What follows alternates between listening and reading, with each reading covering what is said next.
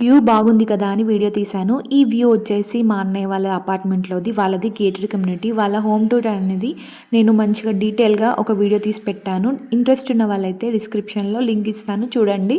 వాళ్ళు చాలా తక్కువ బడ్జెట్‌లో ఇంటీరియర్ వర్క్ అనేది కంప్లీట్ చేసుకున్నారు. సో, డీటెయిల్ ఇన్ఫర్మేషన్ కావాలంటే ఆ వీడియోలోకెళ్ళి చూడండి. మంచిగా వర్షం పడుతుంటే ఏదైనా మంచిగా స్నాక్స్ తినాలనిపిస్తుంది కదా! సో, మా ఇంట్లో నాటు మక్కలుండేవి. వాటిని ఇట్లా మక్కగారెల్లాగా చేసుకుంటున్నాను. నా దగ్గర ఎప్పుడు మక్కలు అవైలబుల్‌గా ఉన్నా నేను ఒక స్వీట్ అండ్ హాట్ 2 రెసిపీస్ లాగా చేసుకుంటాను. ఒకటి వచ్చేసి బెల్లంతో చేస్తాను. ఇంకొకటి నార్మల్ మక్కగారెలు ఎలా చేసుకుంటామో అలానే ప్రిపేర్ చేసుకుంటాను.